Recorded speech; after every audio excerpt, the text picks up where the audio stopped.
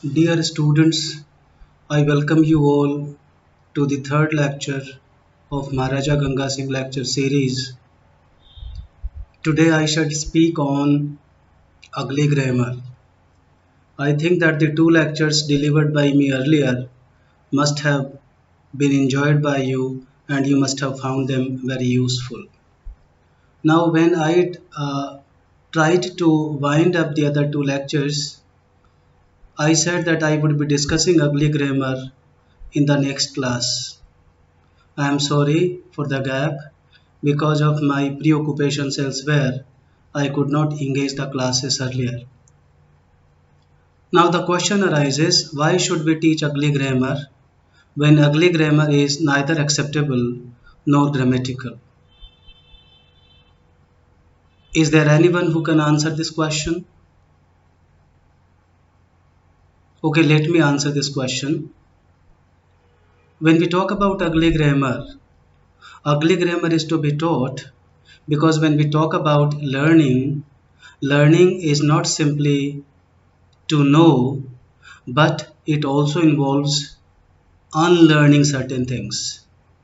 And therefore, when we talk about the teaching of ugly grammar, we need to comprehend this concept that when we are learning, we are trying to know how to learn, and at the same time, we are also trying to know how to unlearn the things. It is for this philosophy that I decided to speak on ugly grammar also. Number two, when you are not aware of ugly grammar, how will you be able to differentiate between ugly grammar and good grammar? You will not be able to make a judgment what constitutes good grammar and what constitutes bad grammar or ugly grammar. Now the question arises, what makes grammar ugly grammar? Now, when I talked about good grammar, I said that when we talk about good grammar basically follows a set of rules. And if those rules are broken because of ignorance, not deliberately, then it results into ugly grammar.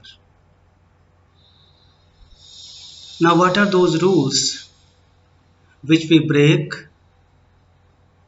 And this break results into ugly grammar.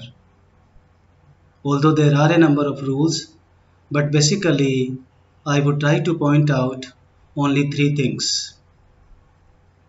Number one, if you violate the grammatical concord, I repeat what I have said. If you violate the grammatical concord, number one. Number two, if you don't adhere to the notional concord. And number three, if you don't follow the principle of proximity. Now, three major rules I have talked about.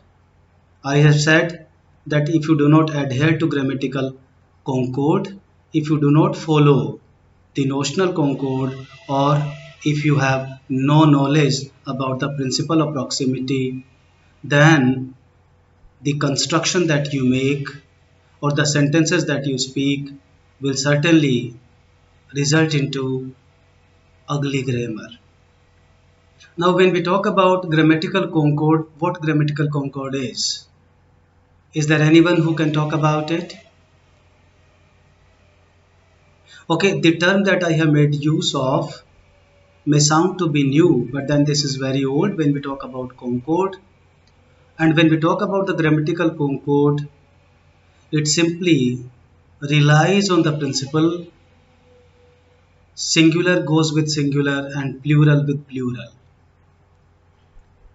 Now, for example, if you say, he are playing in the garden, obviously there is no concord between the subject and the verb, and therefore the sentence is an example of ugly grammar.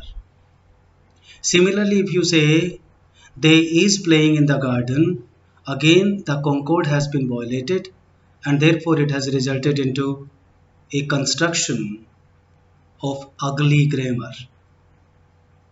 Now, besides this, when we talk about grammatical concord, there are two more things which are covered by the grammatical concord.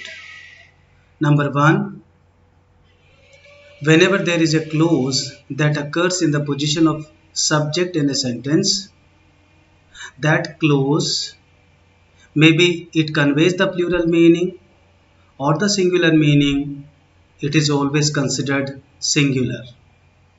For example, what they say is not true. You will not say what they say are not true. Because what they say is a subordinate clause, and whenever any subordinate clause may be singular or plural, it will always be considered from grammatical point of view a singular unit, and therefore the singular number will be used. Number two, there is another problem that is resolved by grammatical concord, that is the problem related to the introductory there. Now when we talk about introductory there, you must have seen that there are certain sentences in which we have plural verb after there when there is used as a subject, and in some of the sentences where there is used as a subject we make use of singular verb. Now the point is, when we talk about these things, we need to keep in mind that we adhere to these norms strictly. I think that what I have talked about grammatical concord must be clear to you by now. Now I come to the notional concord, and when we talk about the notional concord, we have seen that in the case of the grammatical concord, we rely on the grammatical unit. If the grammatical unit is singular, we will make use of singular verb. If the grammatical unit, that is the subject, if the subject is plural, we will make use of plural verb. But in the case of the notional concord, the idea is more significant for us.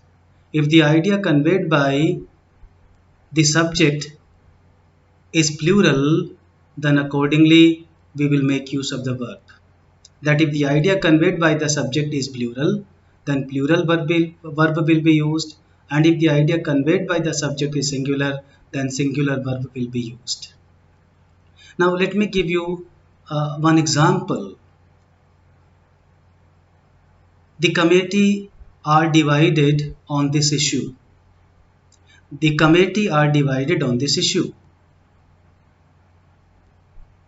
But the committee has given its report. Now the same subject but two different verbs. Now you must have seen that the word committee belongs to a particular category of noun.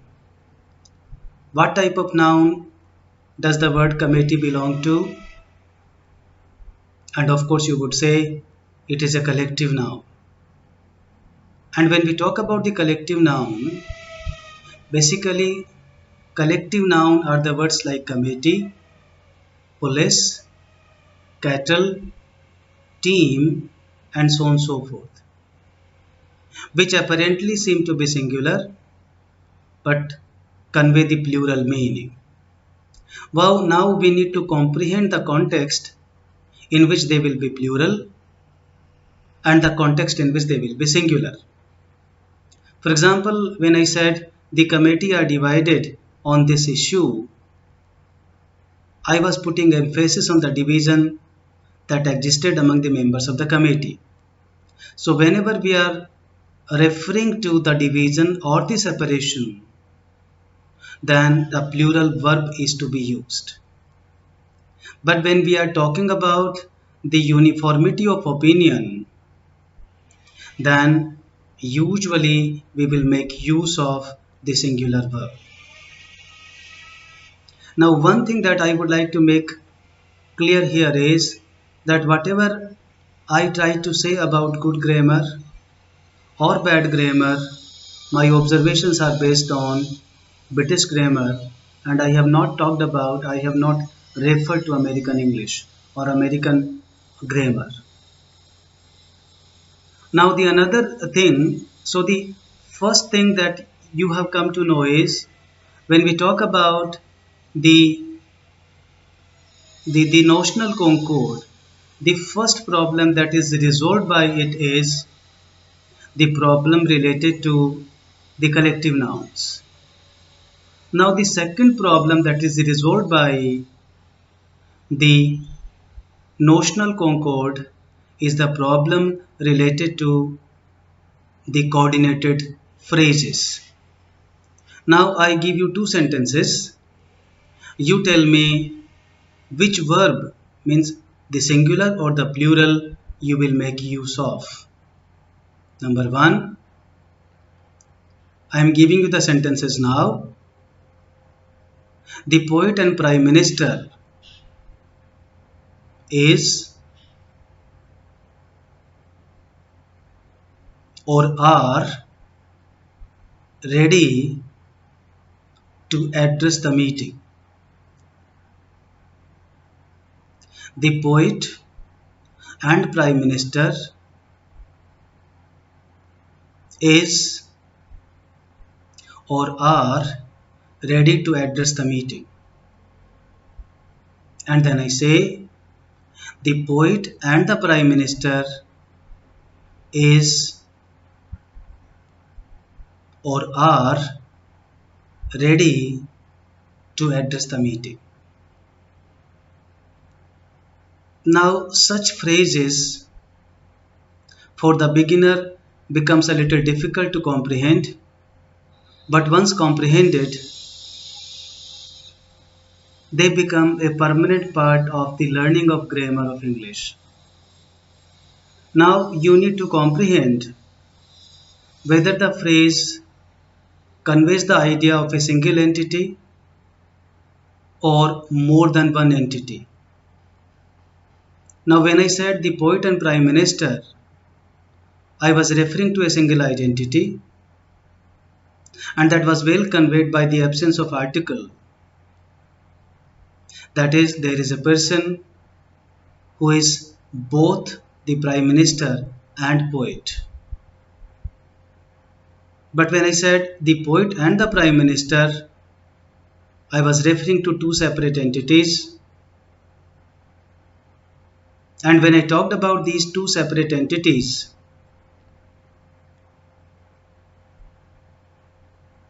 I need to consider them as plural.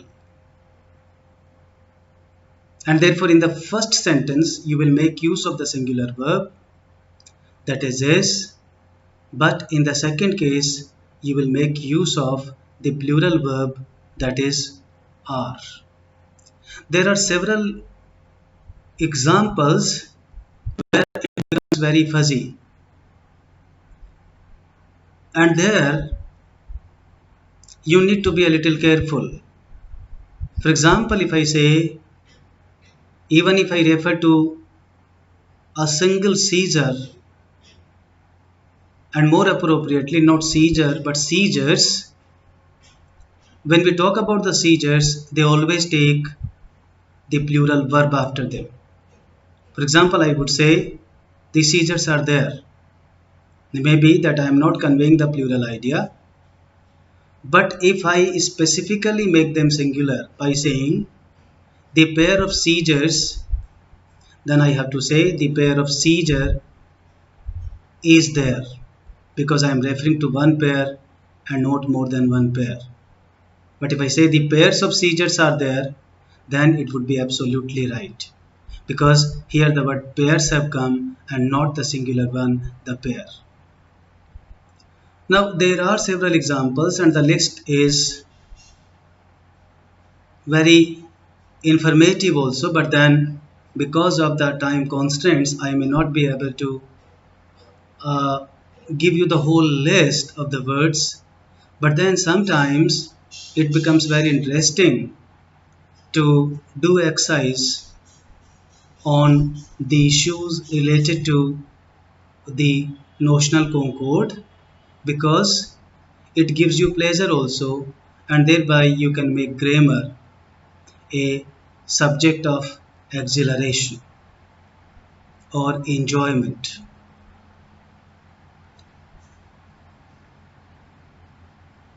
I hope you have comprehended what I have said about notional concord.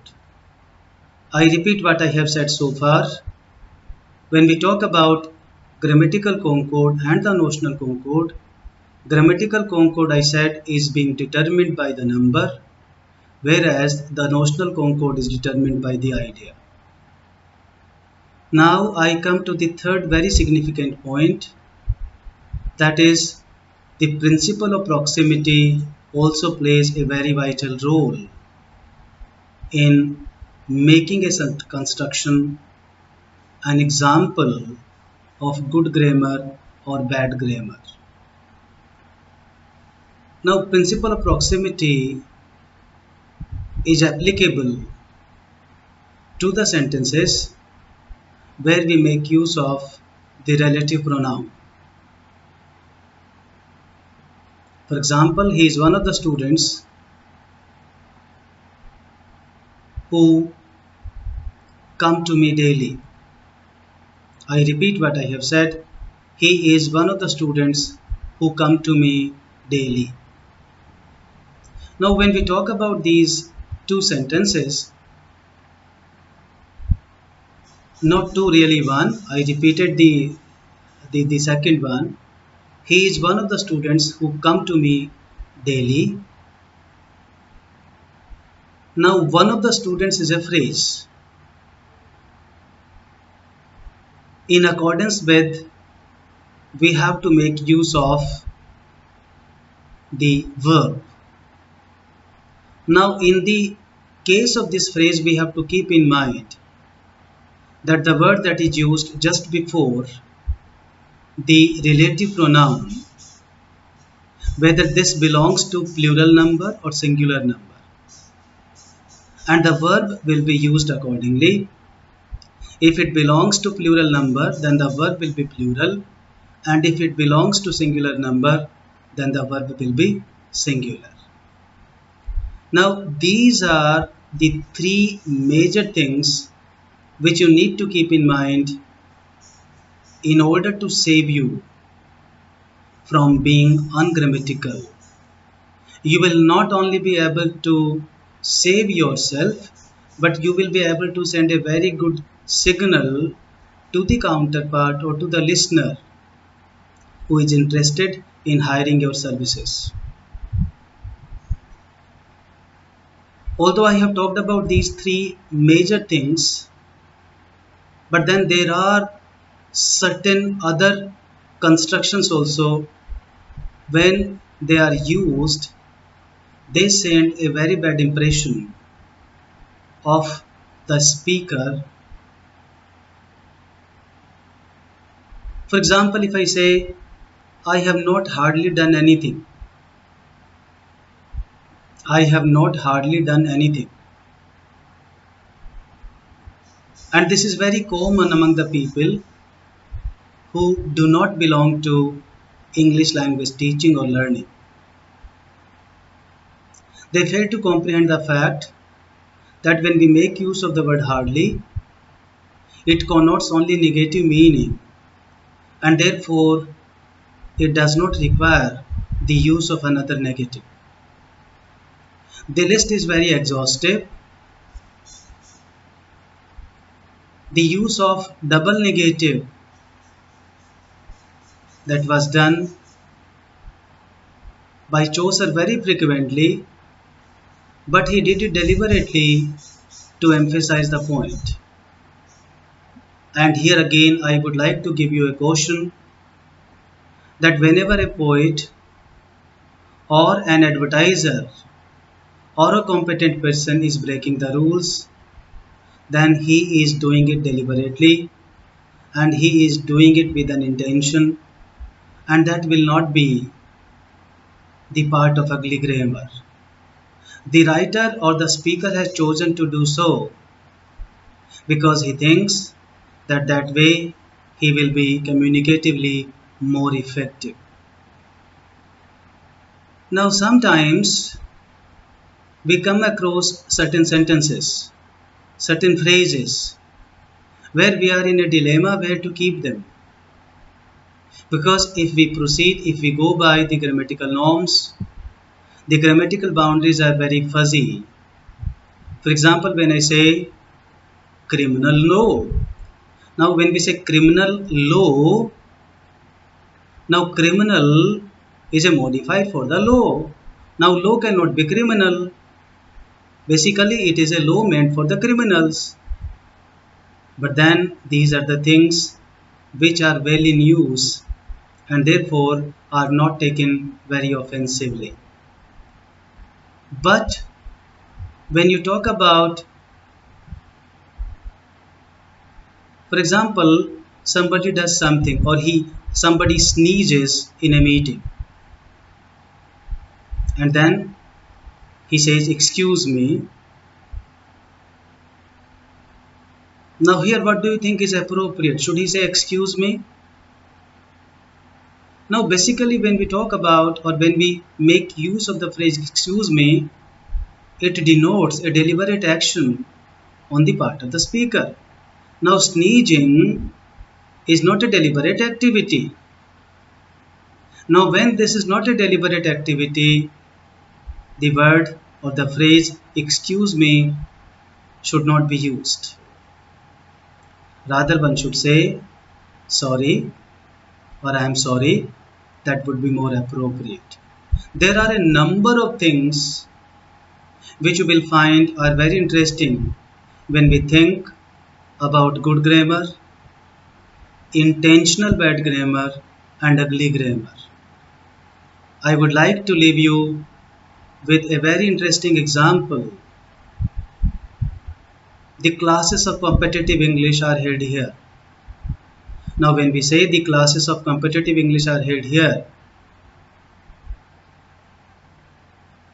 although communicatively very effective, but if we interpret the grammar of the sentence, then we do not have any variety which can be called competitive English. And therefore, the sentence or the construction may not be considered grammatical. Dear student, I have said so much and the time is almost passing out. I hope you have understood what I have said. I would meet you tomorrow at 3:30.